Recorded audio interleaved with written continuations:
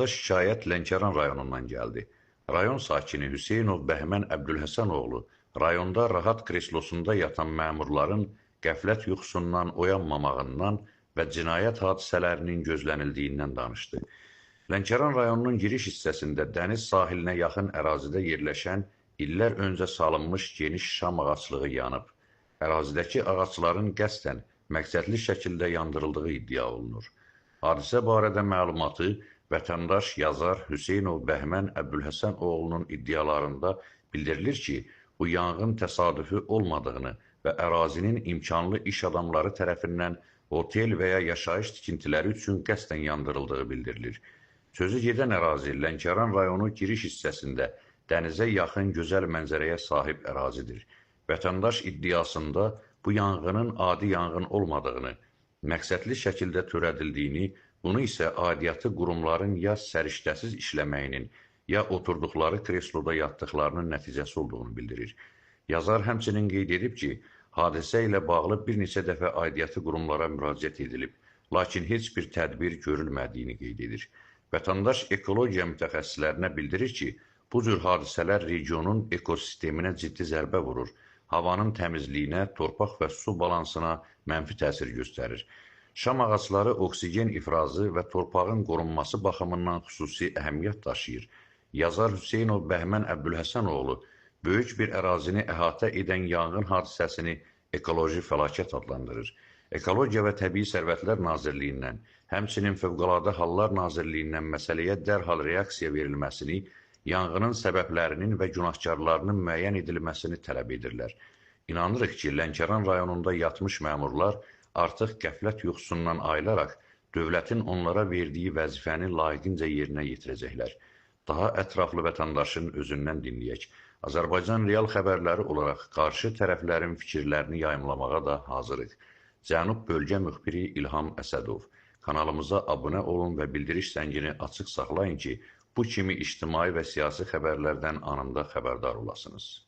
Hüseynov Bəhmən Əbdülhəsənoğlu, Lənkəran rayonunun Səpnikaran kəndində yaşayıram, hal-hazırda da orada yaşayıram. Üzümü təbiəti sevən insanlara tutub, xahiş edirəm, bu mənzərəyə yaxşı-yaxşı baxsınlar. Buna nə ekologiya, nə yanğından mühafizə, nə polis, nə icra, nə üçün baxmırlar? Hə? Nə üçün baxmırlar? Hər bir vətəndaş gəlsə, imkanlı adam gəlsə, bu qədər ərazini, bu qədər ağacları yandırırsa, özü üçün gələcəkdə gəlir mənbələr yaradırsa, bunlar üçün tədbirlər yoxdur nihayətdə. Hə? Niyə yoxdur? Hə? Hamısının üzünü onlara qarşı tutub, imkan yaradırlar ki, hər kəs gəlsə, bu qədər ərazini yandırsa, bu qədər ağacları məhv eləsə, külə döndürsə, hə? Bəs buna nədir? Buna dözmək olmaz. Buna dözmək olmaz. Ekologiya haraya baxır? Ekologiya hara baxır?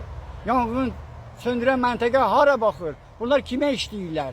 Nəyə işləyirlər? Heç bir fəaliyyəti burada yoxdur. Sizin gözünüzün qabağında indi baxın görün. Nə qədər ağacları, cavan ağacları, 4-5 il bundan öncə icra hakiminin tapşırığı ilə məktəblər, idarələr, bağçalar, fərlələr gətirirlər, ağaclar əkiblər, burada yaşıllıq yaradıblar.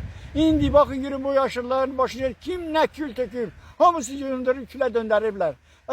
Biz də bunlara baxmayaq, göz yumaq. Biz həqiqəti, olacağı göstəririk. Qoy bizim xalqımız, təbiəti sevərlər də baxsın.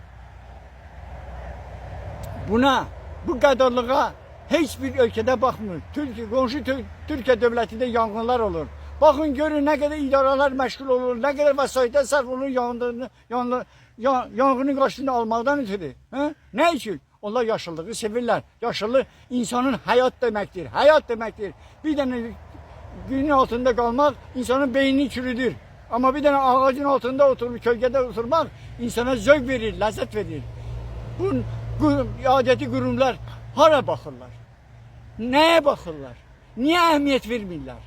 Sizin gözünüzün qabağında, bu səbəb mən burada çıxış edirəm, benim arxamda baxın görün, nə gözəl şam ağacları, yanıb külə döndürərlər. Baxın görün, özünüz də baxın. Bu haqsızlığa nə də döymək olar? Mən buna dözmürəm. Mən ölsəm də, öz müqəddəratımı, öz fikrimi deyəcəyəm. Olacağı xalqıma çatdıracağım, bu mənim vəzifə borcumdur, vətəndaşlığı borcumdur. Benim prezidentim bundan haberi yoktur. Ona göre ki o ülkenin müdafaa için, halkın müdafaa için, vatanın müdafaa için öz işlere başı karışıp, adeti kurumlar yaratıp, böyle haksızlıklarından tembih eylesin. Onların cinayet işleri açılsın. O kurumlar hara bakır? Genç prezidentimin sadalığına suyu istifade ederek bütün tabiatı böyle vəziyyətə salırlar. Ben buna razı değilim. Ben prezidentten de xahiş ederim. Bunun için lazım tedbirler görülsün. Eğer her sözü bir imkanlı adam bu kadar tabiata ziyan vurarsa, ağaçları yarıp köyle döndürürse, ödücü gelecekte gelir menbalar yaratma meseleyle bunu eləyirsə, başkaları da eyləsə, Azərbaycanda tabiat qalmayacaq, yaşıllıq qalmayacaq. Ha? İnsanların hayatı günden güne çetinliğe vadar olacaq. Ha? Ben bu sözü deyirəm, bu adeti kurumlara da deyirəm. Bununla tədbir görülsün. Qoy bunu eləyən, bu vəziyyətə salan, bu təbiəti vəziyyətə salan insanlar cəmiyyət qarşısında cavab versinlər. Xalq buna qiymət versin. Mən xahiş edirəm. Mənim səsimi dinləyin.